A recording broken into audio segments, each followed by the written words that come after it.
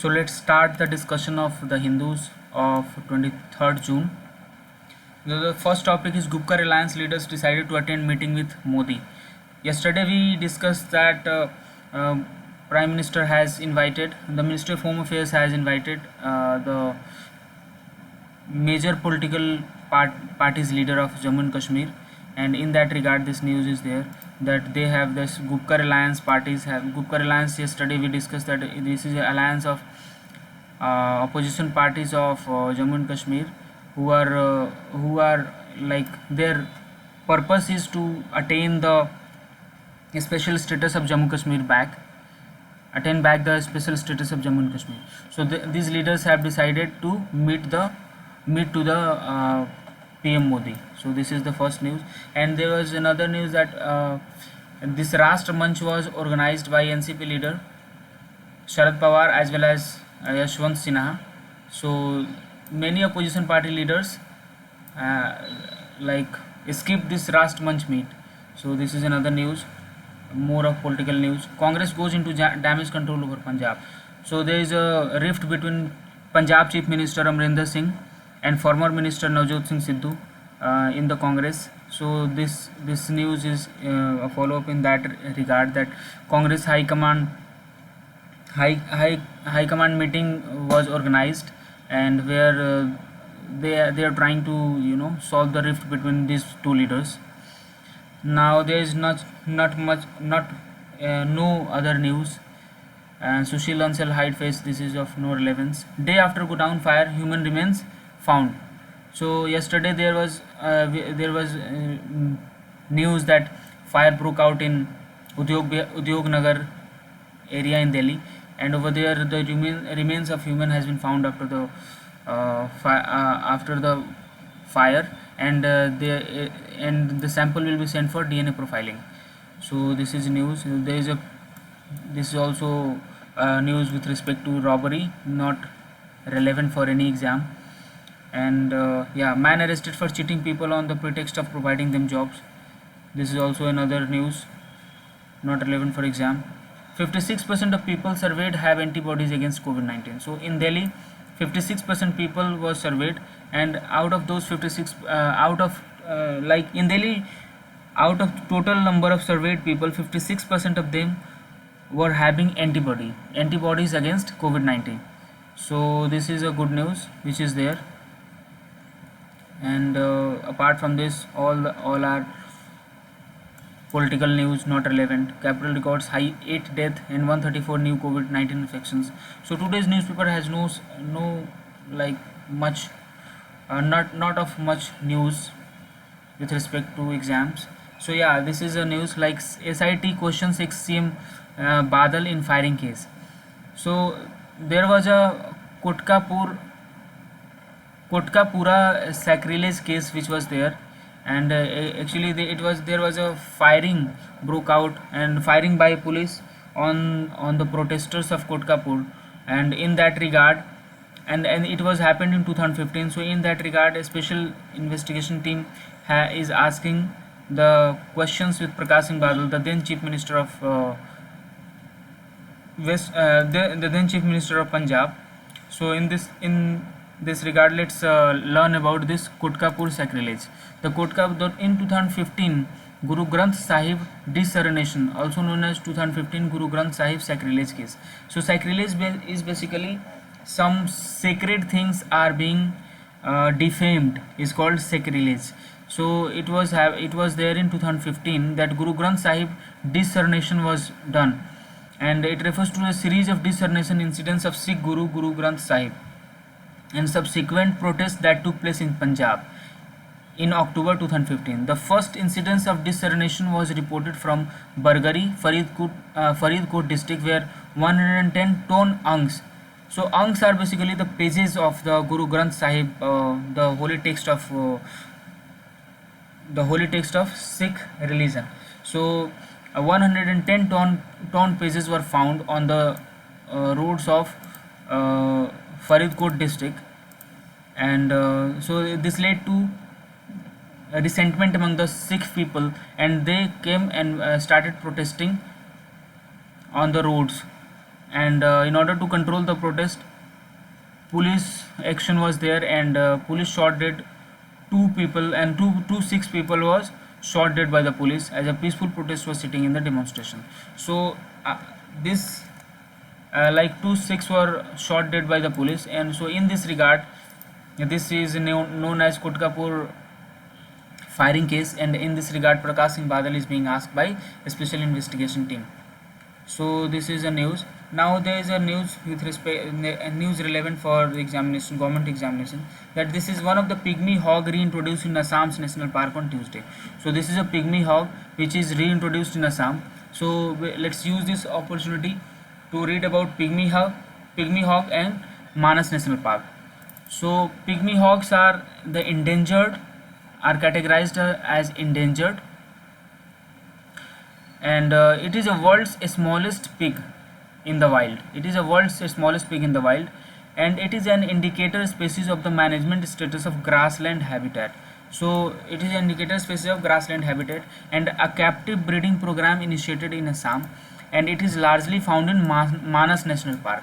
So it is largely found in Manas National Park of Assam. And loss and degradation of, so what are the threats to this pygmy hog animal? So the major threat are loss and degradation of grassland, as it is a grassland, it lives in a grassland habitat, and dry season burning, and livestock grazing, afforestation of grasslands, hunting, food control schemes, as it disturbs the natural succession and replacement of former grasslands by later stage communities. So these are some of the threats which is there to this species of hog. And now let's read about Manas National Park. So Manas National Park is a UNESCO World Heritage Site, and it is also a project tiger reserve and an elephant reserve and also a biosphere reserve, and it is located in Himalayas foothills. It is contiguous with the Royal Manas National Park in Bhutan. Okay, so it is contiguous with the Royal Manas National Park in Bhutan. The park is known for its rare and endangered endemic wildlife such as Assam roofed turtle, hispid hare, and golden langur, and pygmy hog. So these are some of its famous species which are found in this Manas National Park. Manas is famous for its population of wild water buffalo. So it is famous for its population of wild water buffalo.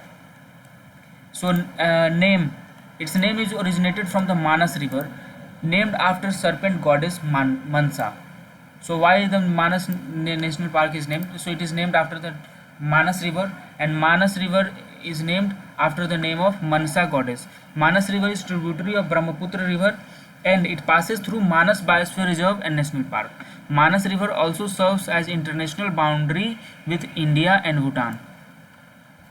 So Manas river serves as international boundary between India and Bhutan. So yeah, as we read that it is a UNESCO World Heritage Site, and so earlier it was once in the list of UNESCO's World Heritage in danger.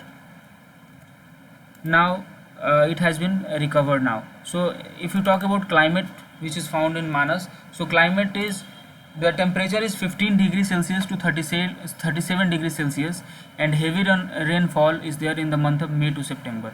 And two type of biomes are found over here, that is grassland biome and the forest biome. In the grassland biome, following animals are found, like pygmy hog, Indian rhinoceros, the Bengal floricon, and the largest population of Bengal floricon are found in this Manas National Park, and wild Asian buffalo is also found over here.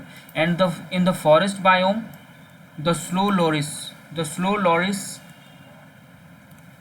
the capped langur, wild pig, sambar, great hornbill, Malayan giant squirrel or black giant squirrel, Chinese pangolin, etc. So all these animals are found in the forest biome. So this was a brief about Manas National Park of Assam. So now let's move on to another newspaper article. In another newspaper, there is a name of Papikonda National Park which is there. Papikonda Park getting ready for tiger census. So Papikonda is Papikonda National Park, where it is located. It is located in east and western Godavari district of Andhra Pradesh. And Court tells Goda to pay 2 crore to Nice in defamation case. So there was some defamation case filed against the former Prime Minister Dev Goda, and court has told him to pay 2 crore of defamation, to a defamation fine to the Nice company. There is a company named Nice. It is a real estate. It is an infrastructure development company. So this is the news in that regard. Now BJP slams 2 days monsoon session.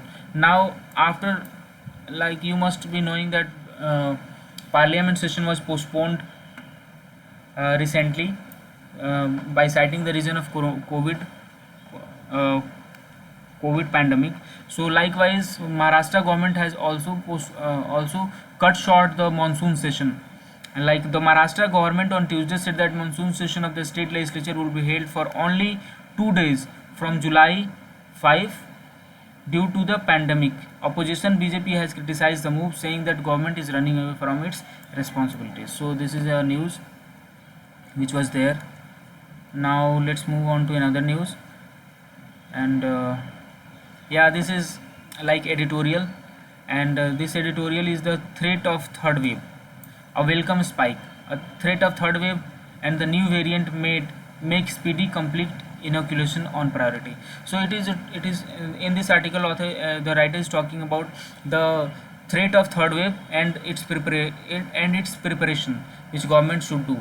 Like as of now, there is a substantial number of uh, vaccination going on in India, but there is only 17% of population which is covered, only 17% of population which is covered by at least one doses, and less than 4% of population is covered by the both two doses. But if you talk about US, and it has inoculated approximately 53% of its population, and UK has vaccinated 64% of its population.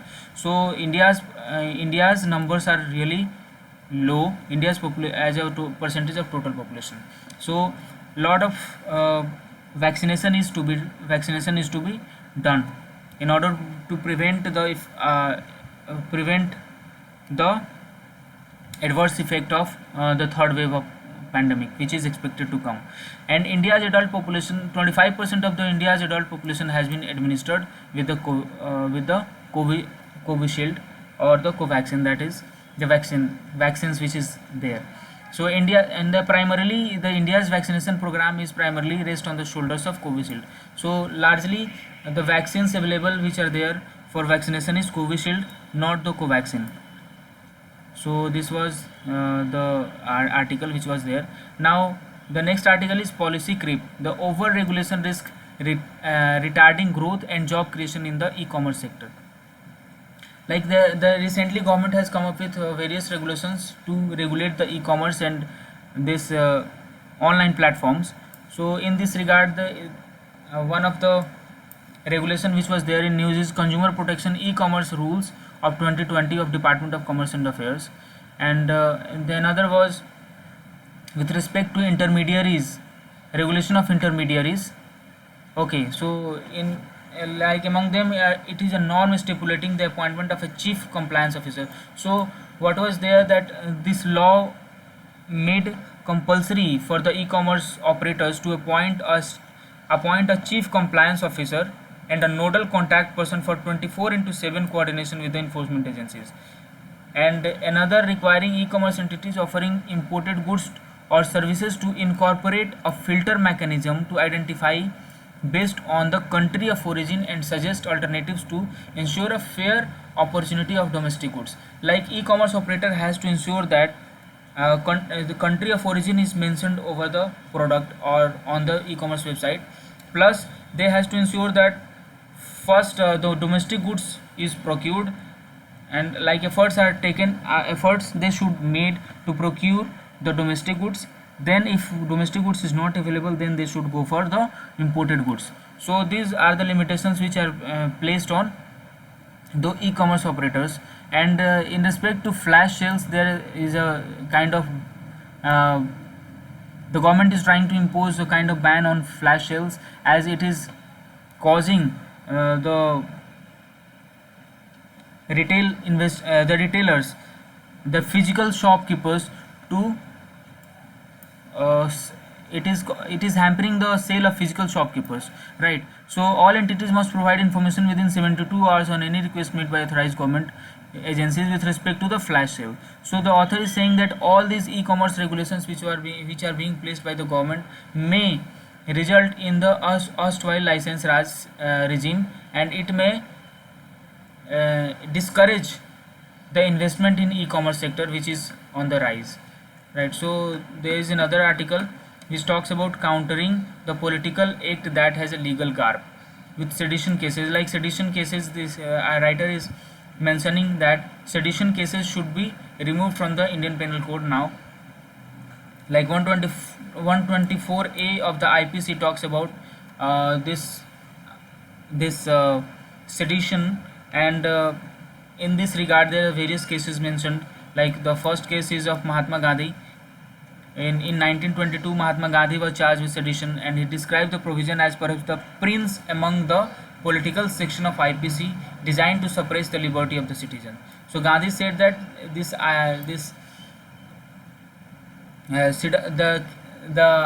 section 124A, which talks about offense of sedition, is the prince among all the sections of the IPC, as it suppressed the liberty of the citizens. So affection can, so basically this was one case. The later on another case is there in which the Bal Gangadhar Tilak was arrested. Another freedom fighter, Bal Gangadhar Tilak, was arrested for his writing in Kesari in 1897, and he was jailed for 18 months. So this article mentions about that. And another very interesting development, which article is quoting, that as per the NCRB record, between 2016 and 2019, approximately 160% increase is there in registration of sedition cases. This number is too high. That is 160% increase in the registration of sedition cases, and whereas the conviction rate during this period fall from 33.3% to 3.3%. So this number shows the arbitrariness of the cases filed under this sedition section, under this 124A of the sedition law. So thus its process becomes, so the author is saying that even if the accused are not like punished, but the process of sedition, like if you are putting somebody on the charge of sedition, this process itself becomes a punishment, because society and the family groups and everyone start saying that person as a sedition, that he is a anti-national or something like that. So this process in itself is a punishment. So the author is saying that this sedition law should be removed from the or it should be used very cautiously, so that innocents are not caught under the like prejudice of this 124A section. And it is asking the courts to take the suo motu action and take the charge of this case, and talk to the legislature about removing this section from the IPC. So now let's move on to another newspaper article. This you can see this cartoon. Yeah. So now let's move on to another newspaper article. Afghan violence has risen. Jaisankar, the India's external affairs minister, was attending a high-level meeting of various stakeholders of Afghanistan, and over there he made certain interesting points. He said that the country has witnessed targeted attacks on religious and ethnic minorities, girl students, Afghan security forces, ulamas, and women occupying positions of responsibility, journalists, civil rights activists, and youths. And civilian casualties have increased by 29% in the first quarter of 2021, and women casualties have increased by 37%, and child casualties have increased by 23% in the first quarter of 2021. So these numbers are sufficient to display the picture of the violent picture of Afghanistan. So he says that without making any direct reference to Pakistan. Yeah, so I like to mention one thing, that this is the basic rule of external or diplomacy, that you talk without naming without taking the name of any of the parties. So in that regard, this S. Jaishankar has beautifully spoken that without making any direct reference to Pakistan or any particular territory, Mr. Jaishankar called an end to terrorist safe havens and terrorist supply chains. So everyone knows that whom he is talking about, but he did not name about Pakistan or any other country or any other region, right? So he says that international community must ensure that transit trade from Afghanistan to the high seas is allowed, right? As India, like from the Central Asian countries, India has to compulsory, if India want to connect to the Central Asian countries, India has to compulsorily go through Pakistan and Afghanistan if it want to go through the land route.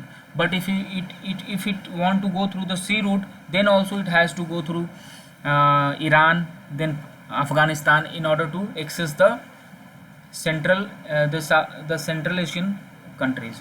So in that regard, S. Jaishankar is saying that world community has to ensure that Afghanistan allows the trade and transit from its region. Now in continuous development, that this news says that 4th theater command likely this year.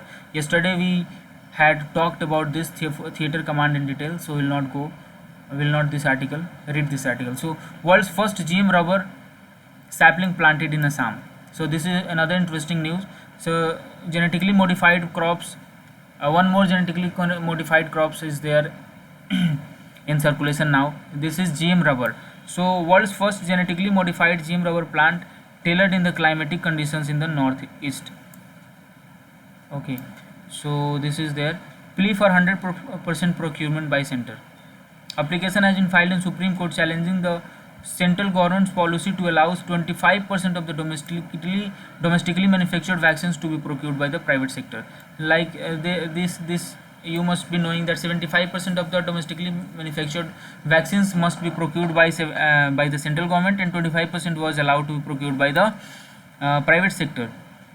So there is a plea which has been filed for the procurement of 100% vaccines by the center. Okay, so accepted talks offer as its unconditional Jammu and Kashmir leaders. This we have read. This is a follow-up article from the first page. Congress to attend tomorrow's meet. Okay, not relevant. As insistence on class 12 physical exam not relevant. House panel to study on malnutrition. Yeah, this is a news which we can read. The House panel to study on malnutrition. The data needed to assess the impact of COVID-19 on stunting and wasting levels. So due to COVID-19, there has been significant decline in India's consumption and India's income. So this has directly affected the malnutrition status of the country, and poverty of the country has increased. So this article is in that regard, talks about in that regard. So now let's move on to another article. Over 50 lakh jabs given in a single day. This is also very good news that daily vaccine average continues to improve steadily, and it should like rise continuously if India has to save itself from the third wave. Create compensation fund, Rahul Gandhi says. Okay, and press must not subvert government lamb. This is another political news. At UNHRC, grave concerns raised over Xinjiang, like you must be knowing that Xinjiang is a province of China, of Hong Kong, and more than 40 countries led by Canada voiced grave concerns at UNHRC on the Tuesday about China's actions in Xinjiang, Hong Kong and Tibet. Triggering a fierce backlash from Beijing. Xinjiang is a province of China, and where Uyghur Muslims live, and China is known to do the human rights violation with respect to these Uyghur Muslims. So UNHRC, the Canada has raised the voice with respect to that. Okay, so this is another news. Taliban captures Afghanistan's main Tajikistan border crossing. Taliban is on the rise, and Taliban is capturing one region after another.